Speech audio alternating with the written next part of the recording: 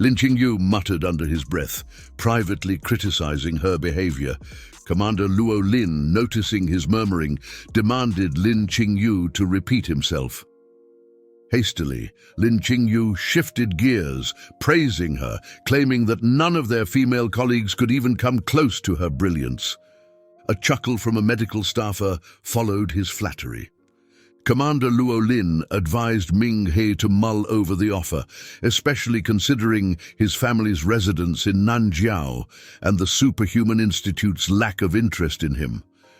She extended a warm invitation, suggesting that the official superhuman organization would embrace him eagerly. MingHe agreed to contemplate the proposal, but as he attempted to finish his sentence, he suddenly collapsed. Reacting swiftly, Commander Luo Lin and Lin Qingyu moved to catch him. Medical personnel promptly assessed MingHe's condition, attributing his fainting spell to severe blood loss from his injuries, a result of overexertion. Understanding the gravity of the situation, Commander Luo Lin decided to transport MingHe to a hospital immediately. Simultaneously, she instructed someone to draft a press statement.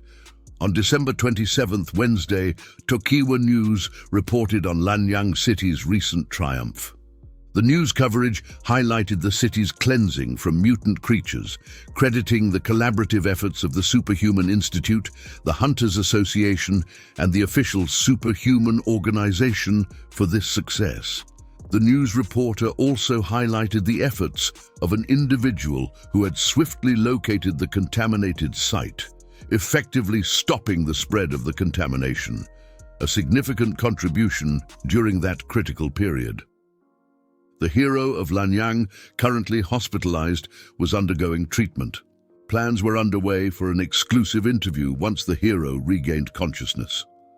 Within Lanyang Hospital, MingHe lay unconscious in his hospital bed. Beside him sat Nurse Song, her expression filled with concern. Suddenly, MingHe's eyes flickered open.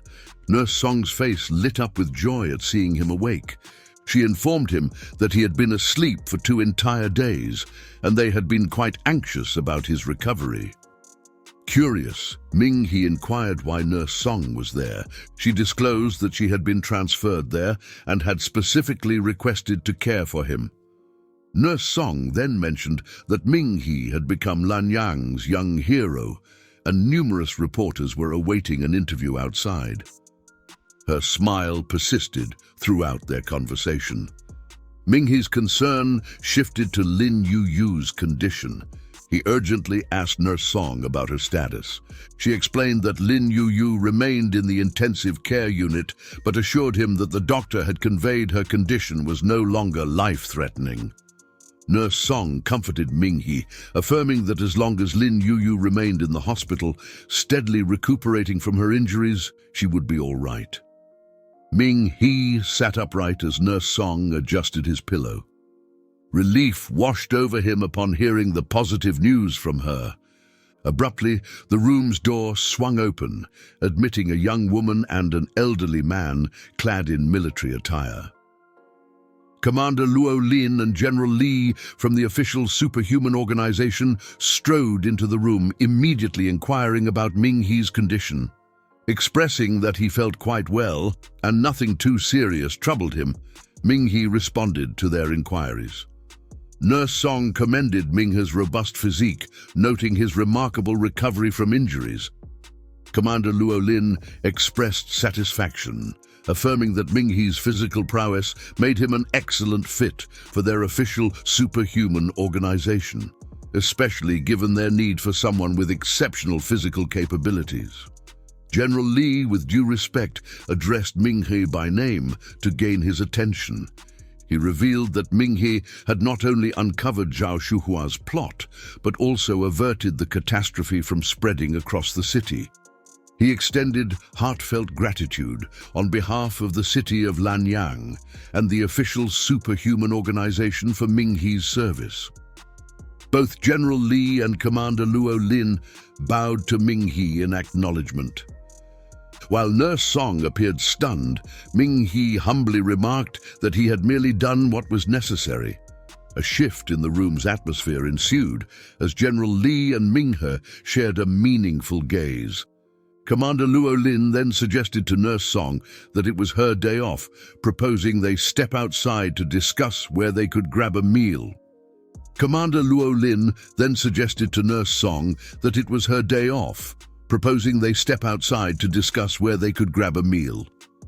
He highlighted how MingHe had engaged in a battle of wits with Dr. Zhao for an extended period, something that couldn't be solely attributed to good fortune. MingHe responded to General Li's remark, expressing gratitude for his kind words. After a brief pause, General Li asked MingHe earnestly about what he heard from Dr. Zhao. In response, MingHe stated that Dr. Zhao's words were merely a series of ramblings, discussing notions about humanity being a scourge on the universe. Subsequently, MingHe disclosed the entirety of Dr. Zhao's claims. General Li reacted strongly upon learning about the concept of heavenly sovereignty, revealing that Dr. Zhao's words weren't merely incoherent ramblings. MingHe found General Li's words perplexing. General Li then shared insights from their research, explaining that all Calamity demons originated from meteors, each harboring a creature posing a dire threat to humanity. These creatures' primary instinct was survival, much like any life form. When asked about the first instinct of these Calamity demons, MingHe guessed it was to kill, which General Li confirmed as accurate. General Li expounded further, stating that the Calamity demon's primary drive was indeed to kill, to mercilessly slaughter until humanity ceased to exist. Hearing this, MingHe questioned General Li if humanity was truly considered the universe's cancer cells. General Li clarified that survival was their first instinct, followed by exploration and curiosity. Thus, he couldn't provide a definitive answer, as humanity was still in the phase of exploring the universe. MingHe expressed his viewpoint, suggesting that if the universe truly sought humanity's extinction, it wouldn't have endowed them with superpowers. He believed that humanity's superhumans possessed the capability to rival the Calamity demons, indicating that perhaps the universe did not wish for humanity's complete demise. General Li acknowledged MingHe's insightful perspective, recognizing the emergence of superhumans as compelling evidence against the theory of humans being the universe's cancer cells. He speculated that perhaps humanity was akin to newborns in the grand scheme of the universe, while the encroaching Calamity demons represented the universe's germs. Expressing his determination, General Li emphasized that until the ultimate truth was unveiled, they would not allow themselves to be overwhelmed by the invading Calamity creatures. Placing his right fist on his chest, he assured MingHe that superhumans would safeguard humanity's journey of exploration, ensuring that the flames of civilization continued to burn brightly. In response, MingHe affirmed his status as a superhuman and pledged to protect those close to him. General Li, to conclude their discussion, requested confirmation on two critical matters, assuring MingHe that honesty was paramount. Agreeing without hesitation, MingHe listened as General Li addressed the first issue. He explained that a year ago, their astronomy team had tracked a meteor known as the Goddess. Upon its entry into Earth's atmosphere, it suddenly altered its course, exploding above the planet. Coincidentally, MingHe had been in the vicinity of one of the meteorites and had remained unconscious for an entire year as a result. Later, General Li questioned MingHe about what he witnessed during the event.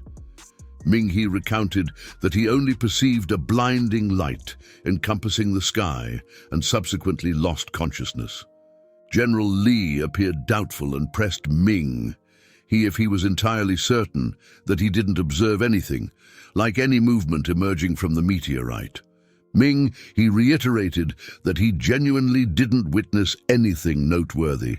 He inquired if there might have been a Calamity demon inside the meteor. General Li, rising from his seat, approached the window and drew back the curtain. He informed MingHe about their classification system for calamities, ranging from 1 to 12. He clarified that even a grade 1 calamity was as devastating as a natural catastrophe like a tornado, and the Nanjiao mutant demon incident was catalogued as a grade 3 calamity. Detailing further, General Li disclosed Dr. Zhao's initial plan to exploit the water supply, potentially escalating it to a grade 6 calamity, a scheme MingHe thwarted just in time. MingHe was taken aback to learn that the significant incident of the mutant episode was categorized merely as a grade 3 calamity. General Li then revealed that the preliminary assessment of the monitored calamity, the goddess Meteor, already classified it as a formidable grade 9 calamity. He was taken aback upon learning about the grade 9 classification. General Li disclosed that the calamitous potential of the goddess extended across provinces, posing a threat to the entirety of South China. Understanding the magnitude of the goddess calamity left MingHe in shock.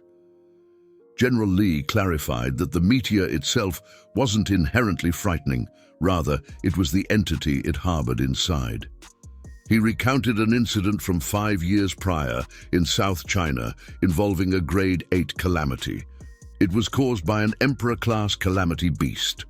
Shockingly, the source of pollution then was the blood of this Emperor-class calamity beast, which some underground merchants secretly held onto. MingHe was disturbed by the revelation that even a small amount of such blood could cause extensive damage, let alone the quantities that were in possession. General Li emphasized that the entity within the calamity meteor, the goddess, was equally menacing and could potentially threaten the existence of humanity. Despite their prolonged search for the meteorite yielding no results, MingHe stood as their closest witness, having personally experienced the meteor's shockwaves. Therefore, the official superhuman organization sought to glean any clues or insights MingHe could provide about the matter. MingHe expressed regret for not having any valuable leads about the goddess. In response, General Li reassured him that there was no need for apologies, as they were merely seeking confirmation. He speculated that the entity from the meteor might have lodged itself in other meteor fragments, fallen in a different location or even a different country. Switching gears, MingHe inquired about the second matter General Li wanted to discuss. Drawing closer, General Li disclosed that Commander Luo Lin had been persistently advocating for MingHe's recommendation to join the official superhuman organization. MingHe's luck-based superpower seemed to have favored him once again.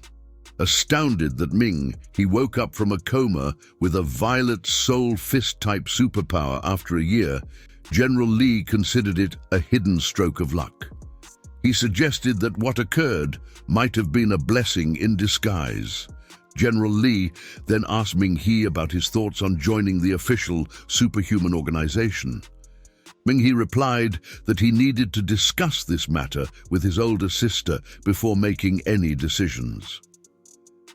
General Li assured MingHe that the official superhuman organization would always welcome him.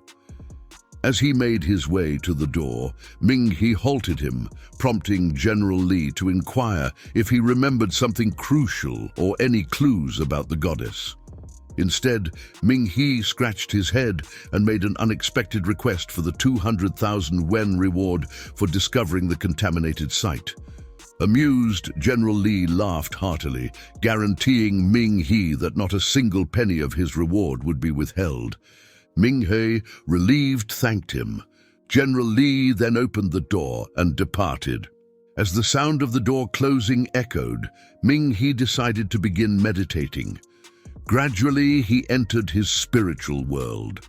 Inside, MingHe found himself on a platform, facing a statue of a woman with flowing hair. Contemplating General Li's words, MingHe observed the statue begin to fracture. Suddenly, its eyes moved and met MingHe's gaze, emanating a radiant light that filled his spiritual realm. As the brilliance faded, it revealed a colossal, dark-skinned woman, bearing a distinctive third eye on her forehead. MingHe mustered the courage to inquire if she was a grade 9 Calamity.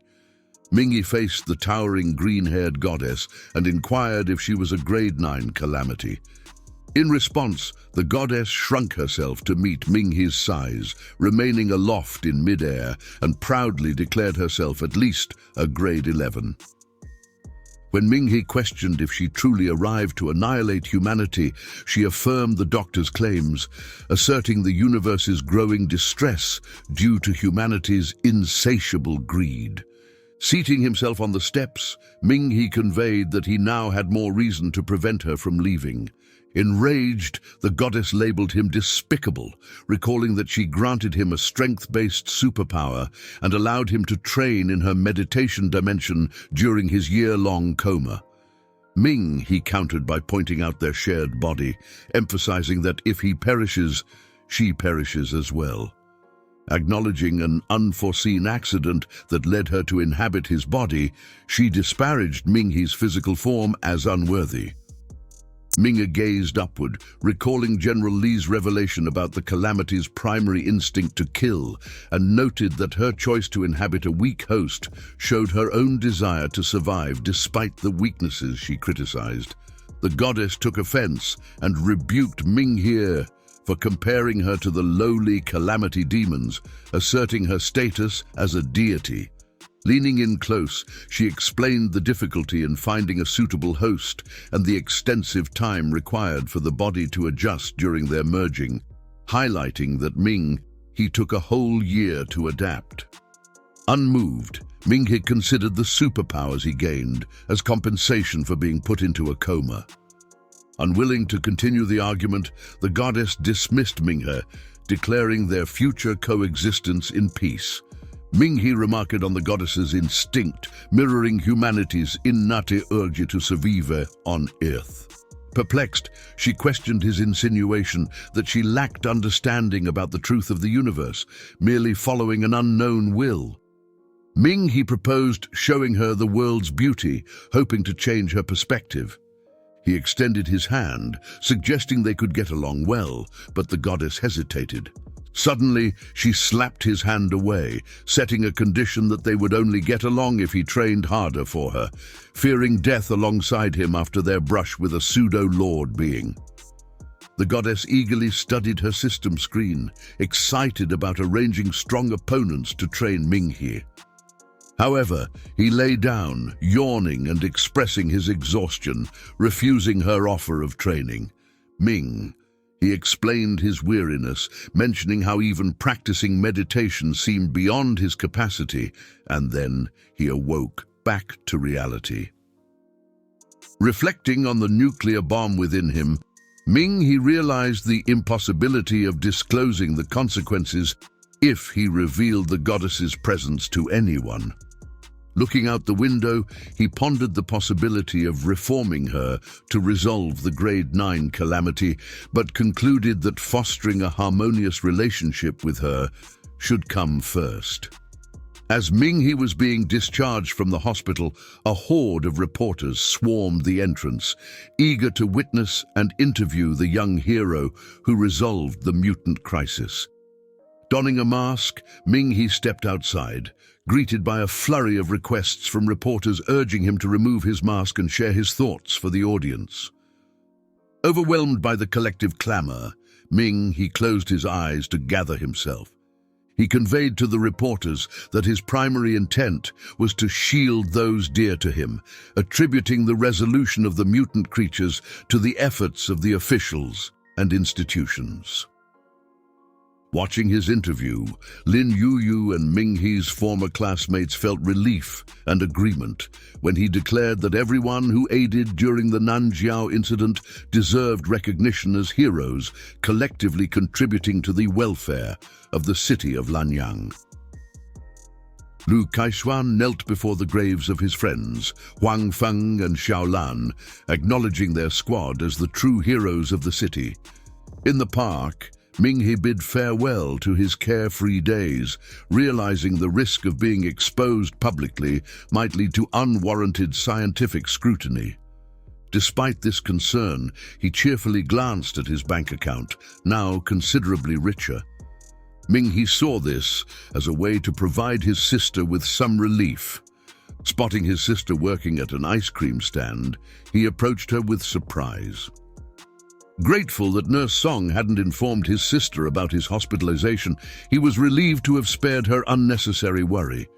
Proudly sharing news of the substantial reward he received from the authorities for his courageous acts, MingHe proposed taking his sister out to eat, only to be gently declined. She explained the need to sell all the ice cream that day and save money for the future. Undeterred, MingHe stood by her at the ice cream stand, wearing a wide grin as he offered to help sell the treats so they could dine out together. Playfully, his sister quizzed him on why he wasn't dedicating his time to studying for next year's exams instead of assisting her.